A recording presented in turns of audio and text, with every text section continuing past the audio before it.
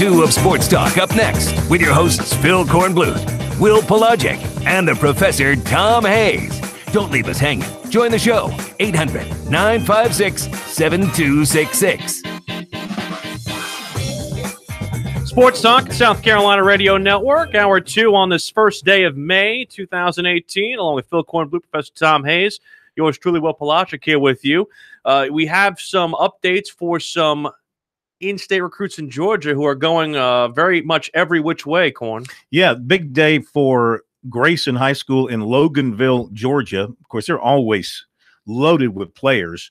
And today, I guess it was after one of their spring practices, they had a mass commitment announcement. I think it was 4 of them, 4 top players announcing where they are headed.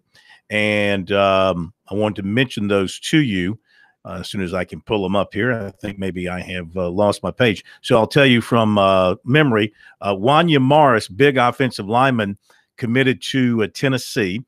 Owen Papeau, here we go. Owen Papeau, the prize linebacker, committed to Auburn over Georgia. Then you had defensive back Kenyatta Watson II.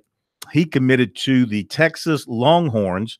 And the 4th of the group, defensive end Kevin Harris, he committed to Alabama. So that is one loaded football team.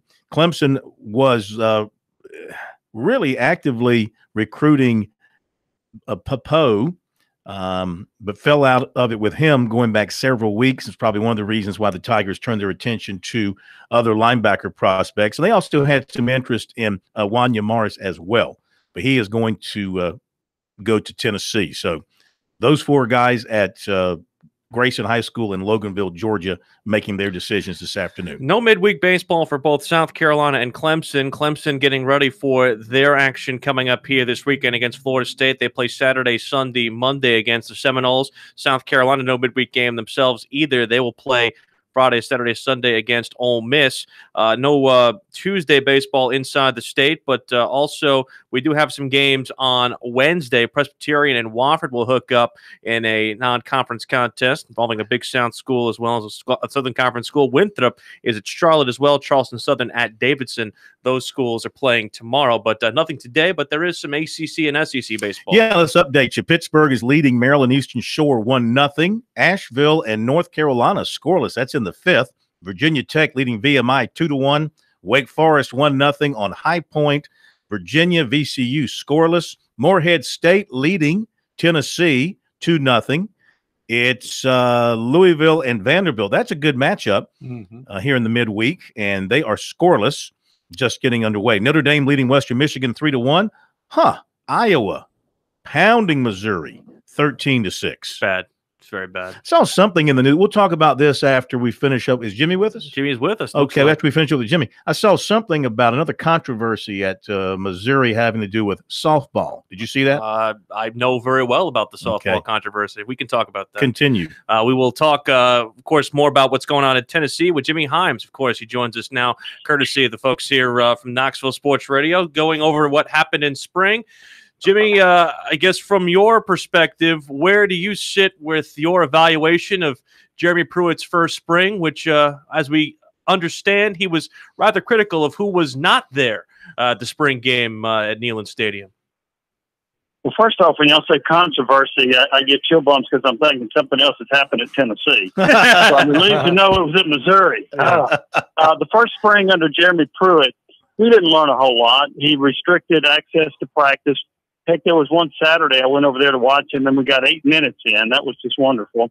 So we didn't really see a whole lot. The only time we had a chance to watch much of the spring was the spring game, and they were very vanilla during the course of the spring game.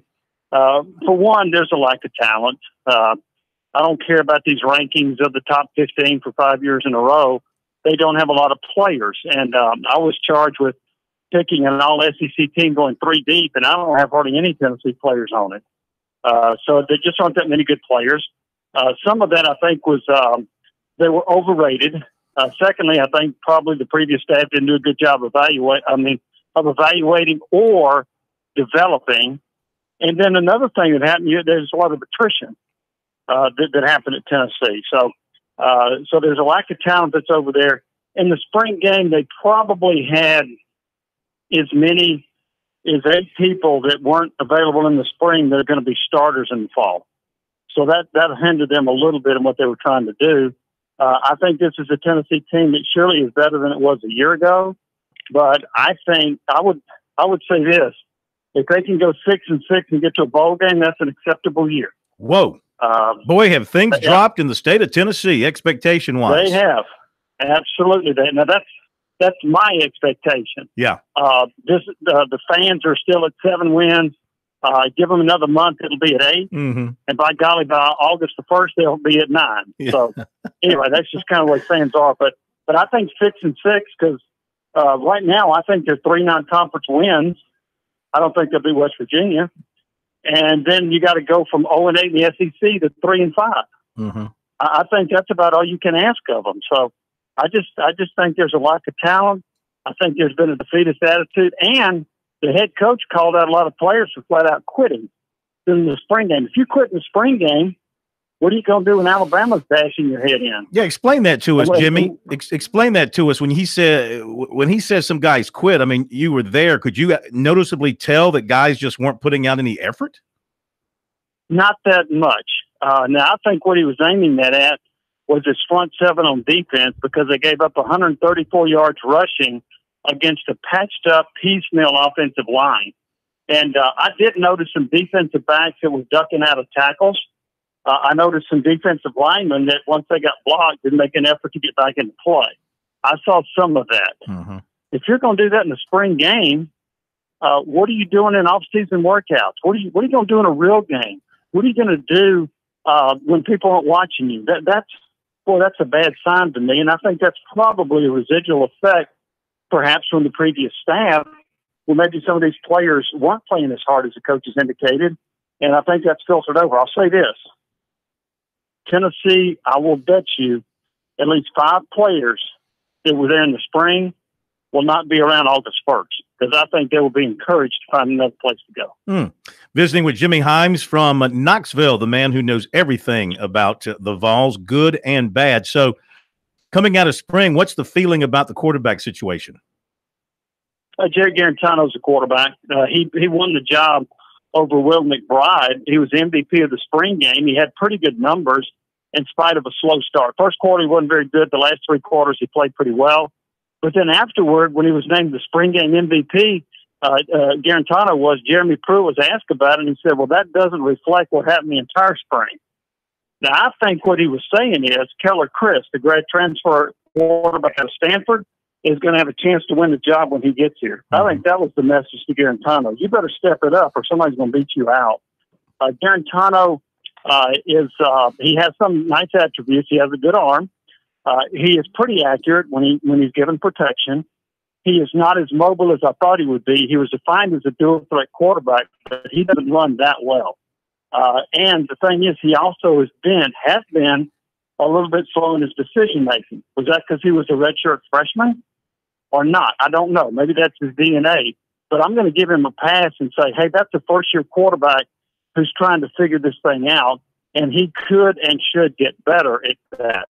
But right now, Garantano would be my starter, in my opinion, from Tennessee's perspective, with Kyler Chris given an opportunity to win the job if he comes in here and impresses in the summer. Jimmy, I know we got to you a little bit late. Do you mind if we hold you over here through the break and possibly get you back to you? So that's what we will do. We will talk a little bit more with Jimmy Himes, not only about what's going on at Tennessee, but about the big recruit they got today. And also, I have some questions about kind of where the fan base sits. Obviously, there was a lot of fallout that took place.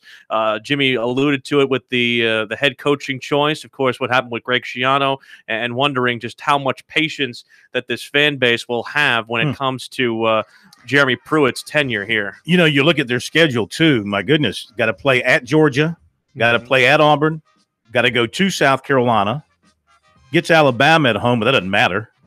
Got to play Alabama. You get Florida in Knoxville, that could be a win. We'll have Kentucky and Missouri at home. We'll have more with Mr. Tennessee Jimmy Himes when we come back. Sports Talk as we roll around the ACC and SEC spring recaps here on South Carolina Radio Network.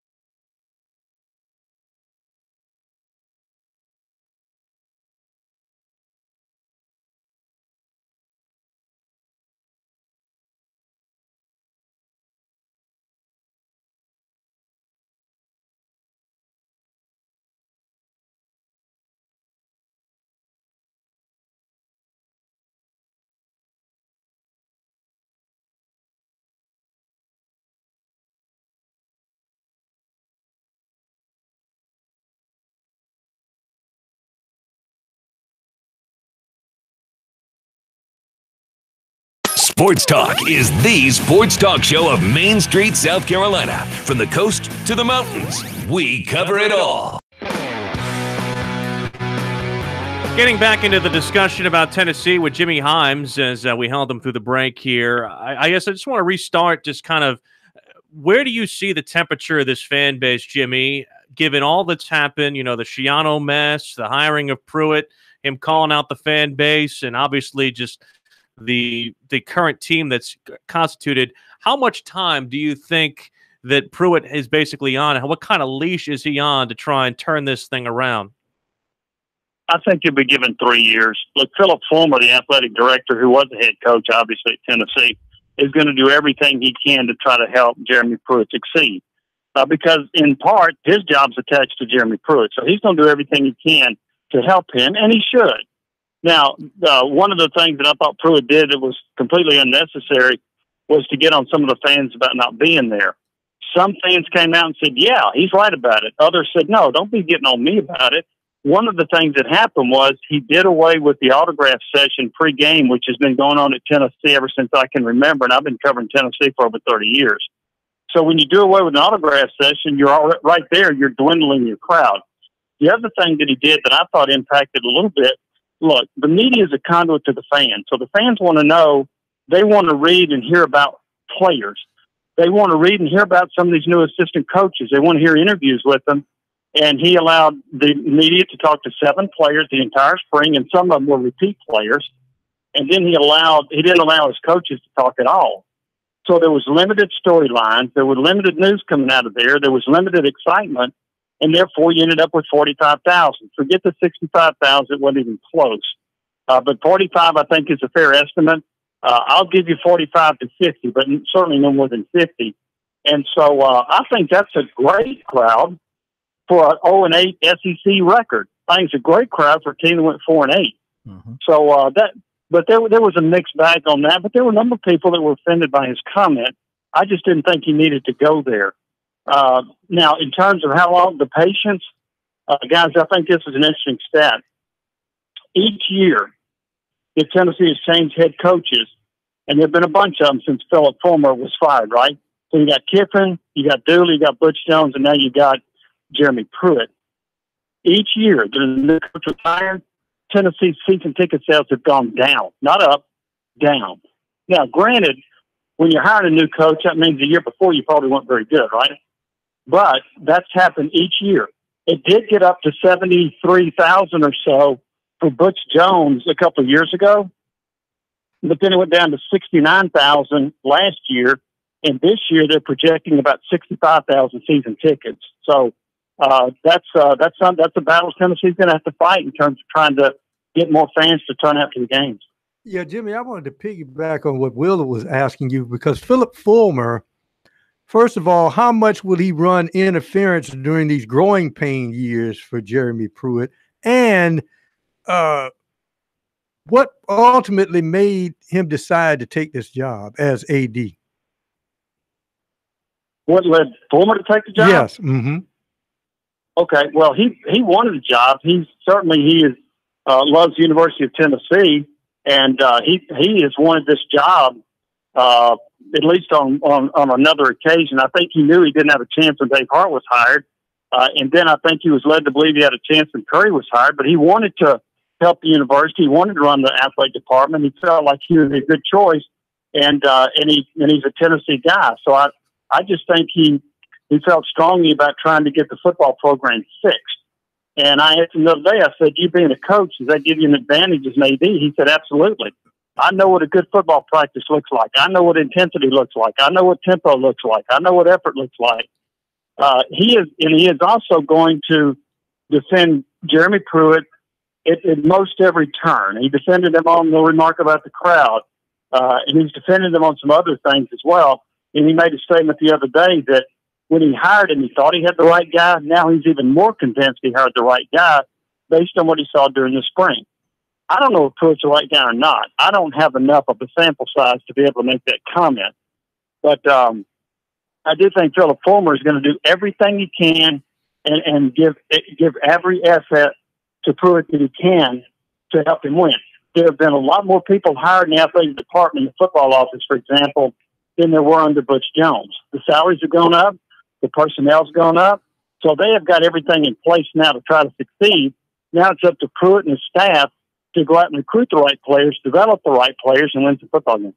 Visiting with Jimmy Himes from Knoxville as we begin our tour around the South Carolina and Clemson football schedules here over the next several weeks to get you through the spring and summer until we get to SEC and ACC media days in mid to late July. You've got a name from our state on your staff, very familiar around here, Chris Rumpf, as your co-defensive coordinator, coaching the outside linebackers. How much have you gotten to know him and watch his work in person there in Knoxville, and what do you think? Very little. I've never talked to him, haven't met him. They won't allow it. And I get to watch about 8 minutes when I go to practice. So I'll be honest with you, I think anybody that sits there and tells you a lot about what he's done, they're making it up. I can't tell you. And I hate giving you that answer, but it's the truth. Yeah. I've never met the guy. I've requested interviews with assistants. I've been told no. Saturday I went out to watch practice when I had a chance to. I saw 8 minutes, and I try to bounce around to see as much as I can. But the main thing people want to talk about are quarterbacks. So I go watch the quarterbacks, but I can't tell you much about Rump. Somebody made the comment to me, boy, this staff really does a great job developing players. Well, how do you know? We haven't. You watching 8 minutes of practice, and you're going to tell me that they're doing a great job? I don't know. Yeah. Maybe they are. Maybe they're not. The only way I can tell that is to watch them play in a game, because we're not going to see enough practice to discern that. So I'm sorry to answer your question that way, but the answer is I don't know. That's okay. That's okay. Last thing, we'll let you go. Of course, you're more than just an expert on Tennessee. I mean, you cover the entire SEC, and maybe your focus is on the East, since that's where Tennessee is. So give us your take here in on May 1 of the East, and tell me how you think it's going to play out as the season wears along here starting in September. Phil, I have done the SEC predictions and all SEC teams for Lindy's magazine since the 1980s. So I have already finished my work. So I have scanned the entire league. I have Georgia winning the East Division. I like them. I think they're good. I like the quarterback, the running backs. I think they've got good receivers. Their defense will take a little bit of a step back, but they'll still be really good. I pick South Carolina second. I like the quarterback. I think they have two outstanding receivers in Samuel and Edwards. I think they're all right at running back. I think their defense is pretty good. I think Muschamp will get the most out of his defensive personnel. I think they're the second best team in the East. I've got Florida next. Then I've got Missouri because of Drew Lock, the quarterback. And then I've got Kentucky and then Tennessee and then Vanderbilt. Wow, Tennessee and Vanderbilt, the state of Tennessee, bringing up the rear. Well, Vanderbilt's beaten Tennessee for the last 6 meetings. I thought I would never utter those words, but it's true. So Vanderbilt has been as good or better than Tennessee the last 6 years. Jimmy, we appreciate pretty much. So appreciate you being a good sport with us, man. Thanks so much for the time. We'll look forward to talking to you closer to the season. Okay, guys. Take care. Have a good one. Jimmy Himes, Knoxville. You had a question about Missouri's softball controversy here. Well, yeah, I just saw where they paid $5,000 to back out of a series with Wichita State. Yes. And the Wichita State coach said they did it. Missouri did it because they wanted to play a weaker opponent to try and improve their RPI. Yeah, they played a weekend series against I forget who it was, but it was somebody I want to much say it lesser. was like Missouri State or something It like wasn't that. Missouri wasn't it? State. It was somebody even worse than that. Yeah. And so people were ridiculing Missouri over that, backing out of a softball series here at the end of the season because they're trying to push their way into the NCAA tournament. Yeah, they were trying to get an RPI victory. They were trying to play Arkansas Pine Bluff is who they were trying to play. Yeah, that's right. That's Yeah. APB. Yeah, not good. Not good for them. Trust me, the people who are running things over there at Missouri, again, I've made no secret. I don't necessarily care for the athletic director, what he has to say, what he has to do, and quite frankly, how he runs the show over there. It's rather embarrassing, to be brutally honest. But they'll be here next week, and you know what? It might be the only time I ever put on Garnet in the state of South Carolina, but I might put on some Garnet next week when Missouri's in town. You're going to go to the games? I'll be at all 3 games. Wow. That makes a statement right there, ladies and gentlemen. I'm telling you. That's how I feel right now. I get it. That's how I feel. Come back with Kerry Thorpe.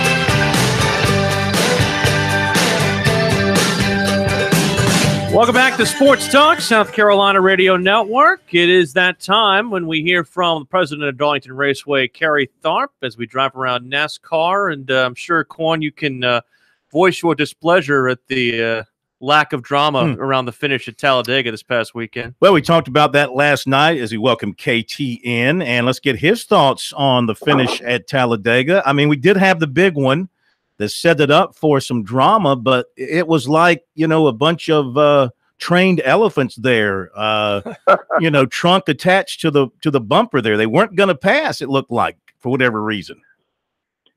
Well, I've never seen trained elephants go 198 miles an hour, but I will say that it didn't have all the passing that you like to see in a Talladega race. I don't know if it had something to do with, you know, they went to a smaller plate after Friday's practices because they thought the speeds were too high. So I don't know if that had anything to do with it, but certainly you're right in your assessment that there wasn't as much drama maybe there at the end or passing that you typically see at a Talladega race. And particularly on the last few laps, you would have thought maybe somebody would have tried to, you know, overcome Logano, but just didn't happen. And, you know, we move on. But certainly I think you're right in your assessment there about the lack of, you know, passing for the lead, there at Talladega on Sunday. Yeah, well, you got all those Fords lined up.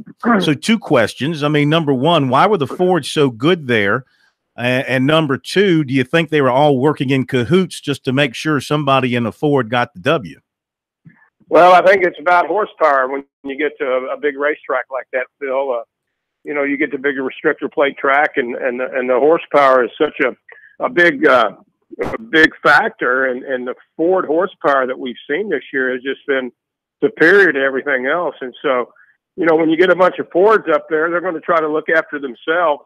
And I think that's kind of what we saw on Sunday. And certainly Joey Logano, you know, was the cream of the crop. I thought Hamlin had a really good car, but he kind of shot himself in the foot there and had a couple of speeding penalties and that type of thing. But, you know, you get the Fords right now they're just a tick above everybody else when it comes to horsepower. And I know Kyle Busch had won 3 straight races, but, you know, 2 of those came at short track. So I still think that the Fords right now reign supreme when it comes to horsepower. Yeah, I was watching some of the pre-race on Saturday from the Xfinity coverage. It was an all-drivers broadcast. I thought that was pretty cool. And really enjoyed watching Bubba Wallace down on pit road there for a little bit. And I saw where they picked up a major sponsor today in Worldwide Technology for 6 races on the 43 car. So that's good news for that team. And, you know, it'd be really important if they could get him into victory lane here at some point in time. I thought maybe it could happen at Talladega because you get a lot of first-time winners there. How do you see that team progressing now since they had such a big start at Daytona? Well, you know, I think they're making small progress steps each week. They had a pretty good run a couple of weeks ago, and you know, it's just you know, it's going to take baby steps on the part of that team. You got to remember he's still a relatively young driver, really only in his first full year of in the Cup Series, and so he's still learning the ropes, so to speak. But I think that team has strengthened itself. I think Bubba Wallace is certainly a fan favorite in a short period of time, and I enjoyed listening to him the other day as well. I thought he was excellent in his role, and I really like that all drivers broadcast. I know they do that in other sports, particularly in the NBA. Sometimes I think they do like an all players broadcast, and who knows anything more about racing than the people that are doing it themselves. And so I thought that was really cool that they did that. And, congratulations to that team for picking up a sponsor for 6 races. That's so important. And hopefully there'll be many more of those to come for that team. Joey Logano looked at as one of those young guns a few years ago, and is still a talented driver, but hadn't won in about 12 calendar months, KT, and he wins at Talladega. Is his team, his ride ready to make a move, or he's just one of those guys that loves to drive at Talladega? No, Tom, that's a great question, but I think Joey Logano is poised to get into that upper crust of drivers. He's been having a pretty good season so far already.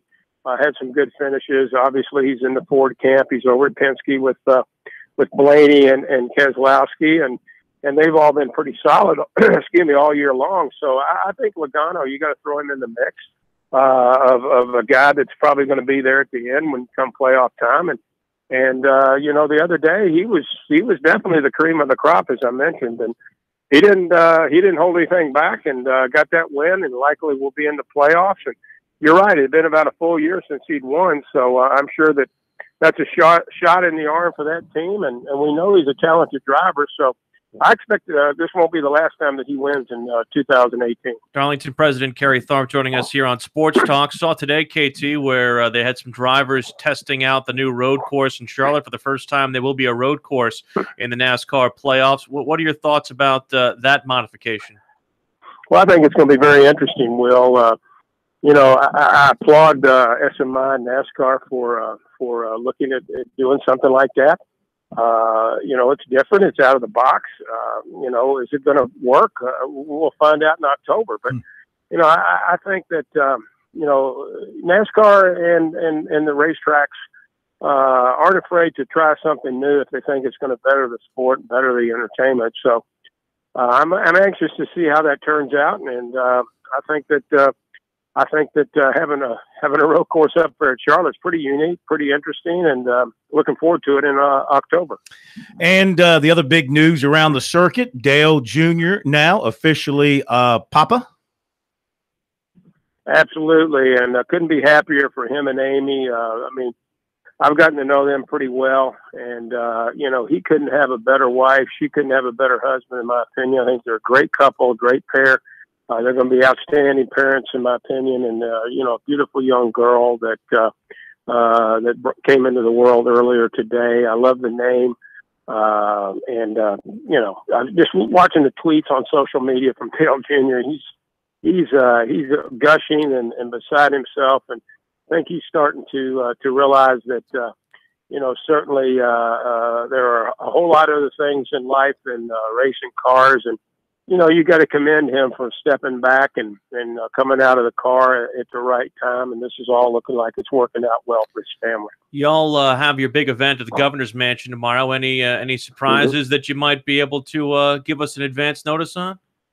Well, I don't know if there'll be any surprises or not. I don't think Phil's going to announce that he's going to run for governor or anything. But we're going to save that till that announcement will be coming sometime soon. Yeah. We do look forward to being there tomorrow. Governor McMaster and his staff, and really the entire political landscape of South Carolina, very supportive of our racetrack and what we're trying to do. Rusty Wallace is kind enough to come down tomorrow. I think Rusty offers a pretty cool perspective on sports and certainly the NASCAR side of things. He never really was very good at Darlington. I was looking at his record the other day. He did have one or two runner-ups, but never won at Darlington. But Rusty's, he's biting the bullet. He's been over at Scotland playing golf. I think he got back in town today. So, maybe he'll show up tomorrow wearing some kilts and playing bagpipes. But, Rusty's one of my favorites, and we look forward to having a good visit there tomorrow at the Governor's Mansion. And are y'all coming in by chopper like you did last year? No, we were not able to do that. We were hoping maybe Dale Jr. and Amy could come in with the new baby girl, but that wasn't in the cards. But, I think it's going to be a great event, and we look forward to being out there. Rusty, Missouri guy, He is indeed. Oh, absolutely. Mm-hmm. Absolutely. The Show Me State. And, Rusty's a guy. He'll you put a microphone in his face there to Mark Phil, and he'll give you plenty of coffee. Trust me. I think he does a great job on MRN. I love his analysis on MRN. I think Phil fully intends to put a microphone squarely in his face tomorrow. We'll be there, KT. You know that, bro. I look forward to it. I appreciate it. Thanks for your time. Support. That's Kerry Tharp, the Donington Raceway president. Say hi to Rusty. Good friend. I'm sure he is. We've not dined, though. We have not broken bread. I'm sure he's turned down your invitations. He certainly has. That's not nice. We'll come back. I have this story involving the baseball 3 true outcomes that I wanted to pass along. Some interesting numbers involving college baseball and Major League Baseball.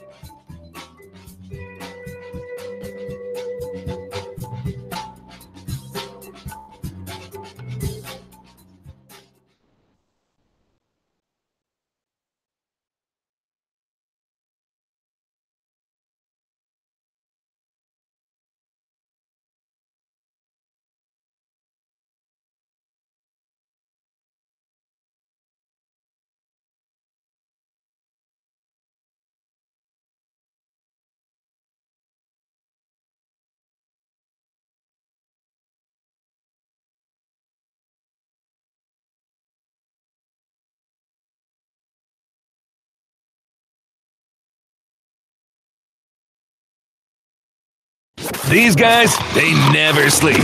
Check them out on the web at SportsTalkSC.com. Now, more of Sports Talk on the South Carolina Radio Network. Welcome back, Sports Talk, South Carolina Radio Network. Yes, Corn, the Braves have a 3-0 lead on the Mets. How about that? What a surprise. It's not a shock. Mets have gone into the toilet here of late, haven't they? They won 2 out of 3 As over the San Yankees Diego have taken over over the back page Get out of here. of the Post. Didn't you just lose to Houston last night? 2-1. To Charlie freaking Morton? It was a 1-run loss. Charlie freaking Morton? You made Charlie Morton out of class? You come on now. I think Jordan Montgomery's starting tonight for the Yanks in Houston. I believe that's correct. You had some updates on South Carolina and Clemson tennis? Yeah, a couple of releases here because it's that time of year when bids are going out. So from USC, their men's tennis team qualified for its 24th appearance in the NCAA tournament. Announced a little while ago, the Gamecocks will take on Old Dominion in round 1 at Wake Forest. This is a team USC beat 6-1 back in February for those paying attention. And Wake Forest will also host the championships this year. How about that? Not in Athens anymore, huh?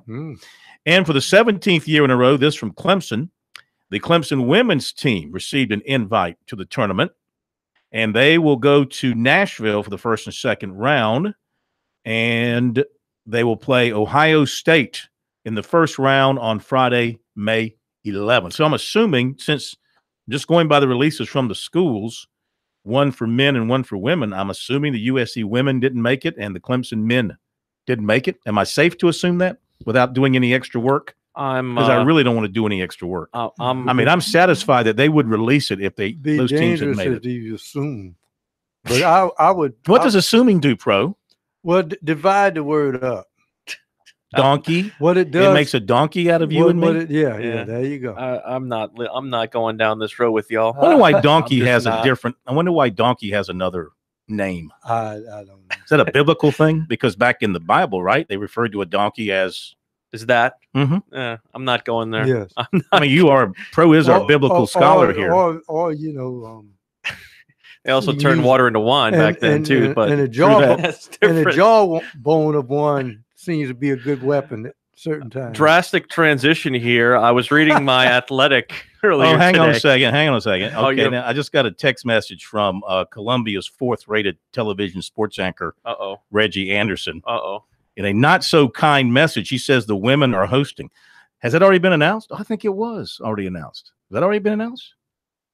I mean, I don't know. I don't keep up with tennis. I was just women's trying to see if the set to host the NCAA regionals. That's what it says here. Duh. Well, why wasn't that announced today? When was that announced? 6/11. I got the release here. It's here today. That's what it says. Didn't make it in my mailbox. Maybe I deleted it without reading it. That could happen. That could happen. I saw women's tennis and I deleted it. That could possibly happen. It happens. It's just a reflux.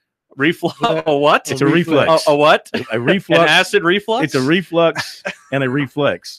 So I was reading The Athletic today. By the way, a shameless plug. They're not paying me to plug it, but it's a fantastic website if you like sports writing.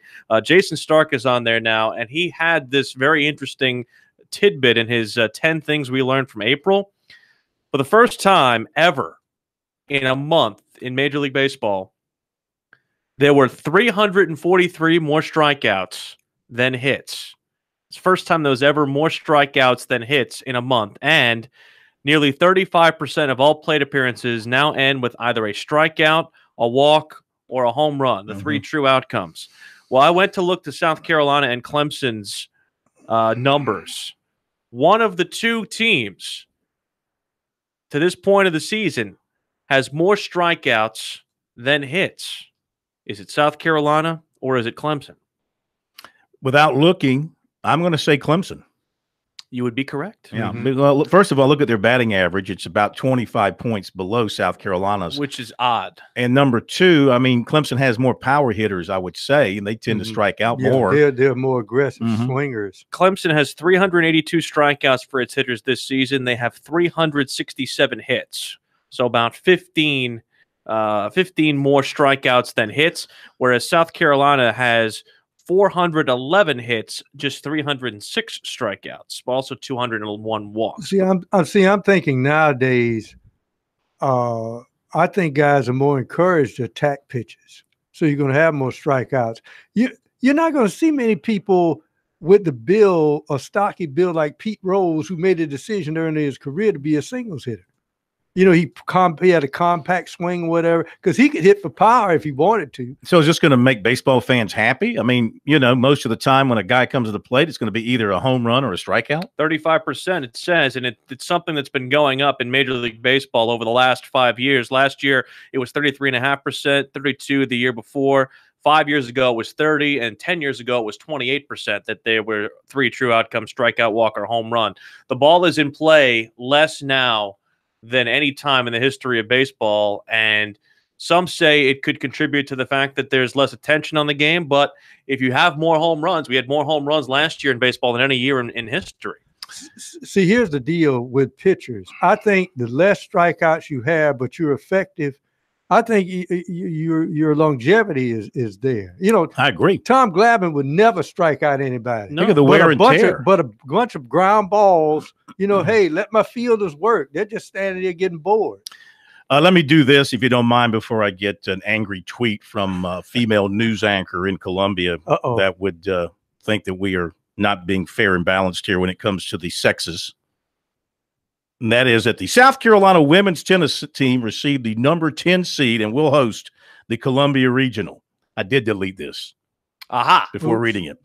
The Gamecocks will face Quinnipiac on May 11th.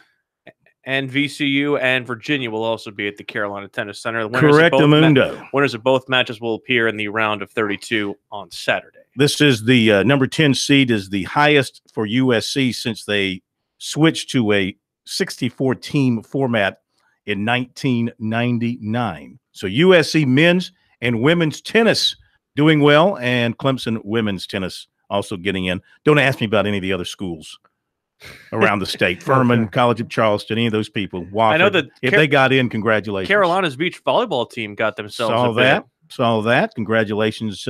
Yeah. Now, I was going to make a comment about that. I think it's totally unfair that your beach volleyball team draws Hawaii in the first round. Yeah, I mean, how are you going to beat volleyballers from Hawaii? That's kind of like drawing the West Point Academy in the rifle championships. But one thing I noticed about all 8 schools in the field, there's only 8 in the championship. They have 8 teams. They sell the championship on the beach in down in Florida somewhere. All 8 schools come from states that are attached to water. Somewhere. That would seem logical. Although South Carolina doesn't necessarily play its on a natural beach. They play it on a man-made beach, Wheeler Beach. We had a caller probably 20-something years ago on the show who asked the question, since the state of South Carolina has a beach, why is volleyball not as popular in South Carolina as it is in California? Because I gave a very astute answer at the time. I can't remember it, but it was astute. Well, my quick answer to her is, how you know it was a her? Well, I think it was a her. No, I think it was a guy. It was a guy. I remember this guy. But he asked a lot of weird questions. No, but the quick wasn't Glenn. The quick answer is this: I don't like the direction this is going. Those young women who have the talents for volleyball, they take those talents to women's basketball. True. Glad you mentioned that. I just saw where former Clemson basketball player Nellie Perry made an official visit to USC. She's a grad transfer, 5'11", Clemson's best player, really the last 3 years. And she missed all this past season because of a knee injury. And so now she's a grad student. She's looking around and she visited South Carolina. How weird would that be? How many people have made that transition before? Not many? Not many. There was a baseball player that played at both. I think there was one football player. I want to say there's been one football player to play at both schools. I hope this segment wins a Marconi, because I think this was the most unique segment we've all ever done together. Enter it. We talked tennis, beach volleyball, and women's basketball. Okay? So ladies who think we're pigs, you're wrong. We are not pigs. So we need to get lacrosse in the colleges. Only if it's women's. Let's say we have the lacrosse. We had the lacrosse discussion yesterday. I'm going to start a women's edition of Sports Talk. That's what I'm going to do. Bye.